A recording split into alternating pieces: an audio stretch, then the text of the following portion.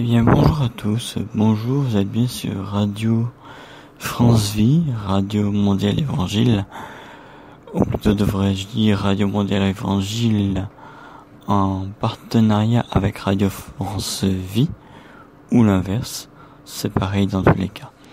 Voilà, c'est votre serviteur Maximilien pour vous servir ce matin. On écoute ceci un instant. Apaise ma colère, chaque vague en ton nom. Oui, Jésus, Jésus, tu fais trembler les ténèbres. Jésus, Jésus, nos peurs se taisent.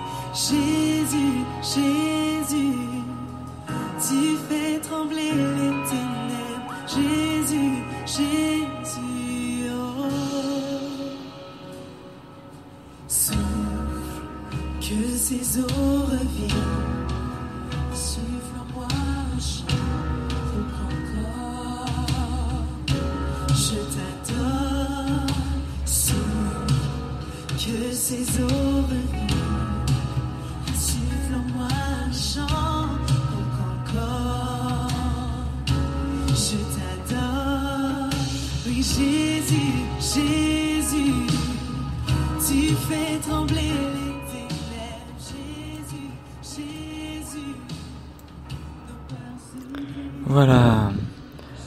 Comme je le disais tantôt, vous êtes bien sur Radio France Vie, en partenariat avec Radio Mondiale Évangile, ou l'inverse, c'est pareil.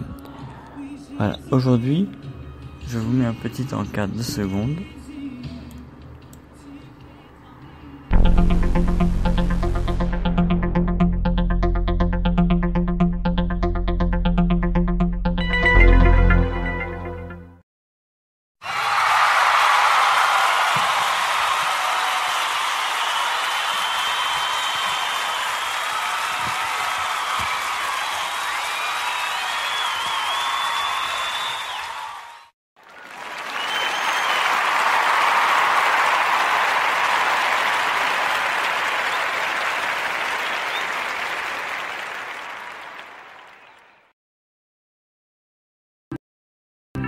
Voilà, nous voici.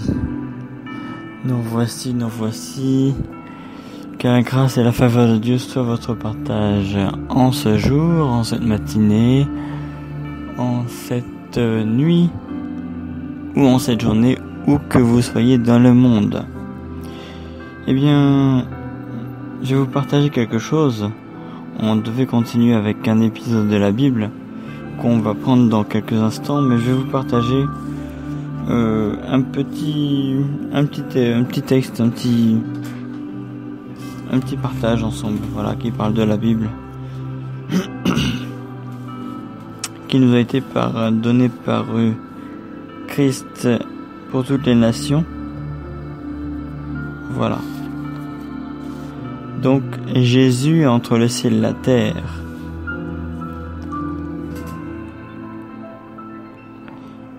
Alléluia. L'une des prières d'intercession les plus remarquables de la Bible se trouve dans Ésaïe, chapitre 64, où le prophète invoque le Seigneur et dit : « Oh, si tu déchirais les cieux, et si tu descendais, les montagnes s'ébranleraient devant toi comme s'allume un feu de bois sec, comme s'évapore l'eau qui bouillonne. Tes ennemis connaîtraient ton nom, et les nations trembleraient devant toi. » Ceci est dans Ésaïe chapitre 64, au verset 1 à 2. Ésaïe crie à Dieu pour qu'il déchire les cieux et qu'il se révèle au monde, pour que le monde le voie comme Ésaïe l'a vu. Je crois que dans cette prière où il demande à Dieu de déchirer les cieux et de descendre, Ésaïe s'inspire d'une expérience antérieure dans sa vie, que nous trouvons donc dans Ésaïe 6, versets 1 à 8, où il fut saisi dans une vision du ciel dans laquelle il reçut l'onction et l'appel pour sa vie et son ministère prophétique. Il en fait le récit suivant. L'année de la mort du roi Osias, je vis le Seigneur assis sur un trône très élevé, et les pans de sa robe remplissaient le temple. Ésaïe chapitre 6, verset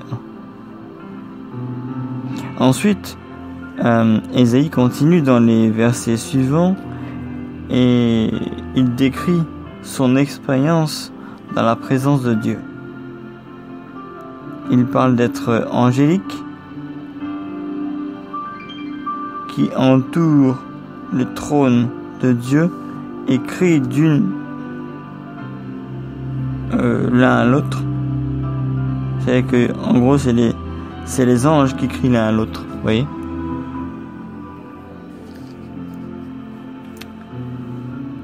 Et les anges crient donc, Saint, Saint, Saint est l'Éternel des armées. Toute la terre est pleine de sa gloire. Au verset 3. Il parle de la manifestation visible de la gloire de Dieu. Il décrit sa prise de conscience subite et écrasante de son péché en présence de la sainteté extraordinaire de Dieu. Il était certain de mourir dans cet endroit, mais il trouva la grâce et son péché fut effacé par le feu sacré. À cet endroit, sa vie et sa destinée furent changés à jamais. Il ne fut plus jamais le même. À propos de la terre entière, si vous prêtez attention aux paroles des anges, que vous remarquerez, vous remarquerez qu'ils ne disent pas simplement « le ciel est rempli de sa gloire », mais la terre est remplie de sa gloire. La terre. C'est une vision prophétique d'un temps à venir, à propos duquel l'Écriture annonce « car la terre sera remplie de la connaissance de la gloire de l'Éternel, comme le fond de la mer par les eaux qui le couvrent. » On trouve cela dans Habakkuk, chapitre 2, au verset 14. Lorsqu'Ésaïe demande à Dieu de déchirer les cieux et de descendre, il priait pour l'accomplissement de la promesse prophétique qu'il avait reçue dans sa vision bien des années auparavant. Il disait en fait, « Seigneur, pour que la terre soit remplie de ta gloire, il faut que tu déchires les cieux et que tu descendes. » Ésaïe se rendait compte que pour l'accomplissement du plan de Dieu pour le monde, il fallait que le ciel s'ouvre et que le Seigneur vienne.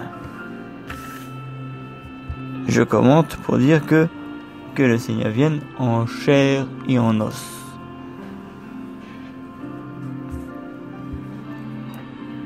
Ceux qui ne croient pas aux extraterrestres, pour aparté,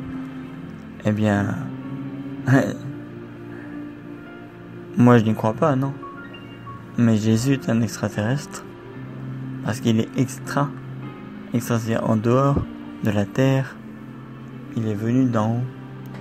Alléluia. Bon, ce fut un aparté. Je continue pour dire que il est l'arche du salut de Noé. Il est le serpent d'airain élevé dans le désert. Il est le rocher d'Horeb. Il est la ville de refuge. Il est le voile dans le tabernacle et le tabernacle lui-même. Il est le pain sans levain et la manne venue du ciel. Il est notre Melchisédek. Il est notre part. Il est notre parent qui a droit de rachat. Il est notre souverain sacrificateur. Il est l'arbre de vie. Il est l'échelle dressée vers le ciel. Il est le second Adam. Il est Isaac cherchant une épouse. Il est le guerrier devant Josué avec son épée nue à la main. Il est Jonas qui passe 3 jours et 3 nuits dans les entrailles de la terre. Il est en toute chose l'accomplissement le plus complet et le plus achevé, et la source de toute promesse, de tout type, de toute ombre, de toute épiphanie, de toute théophanie. Il est la fin de toute théologie. Il est la raison de toute généalogie. Il est au cœur de toute prophétie. Sa venue a séparé l'histoire en deux et a absolument tout, oui, je dis bien tout, changé.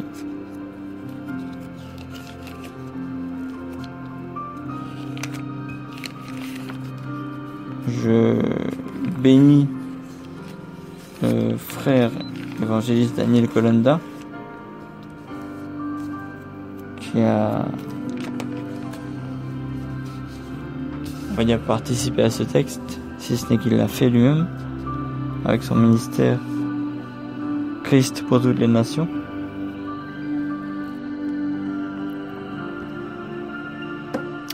Un ciel ouvert. Alors pour cette partie, il nous reste 3 minutes, on recommencera après pour la suite.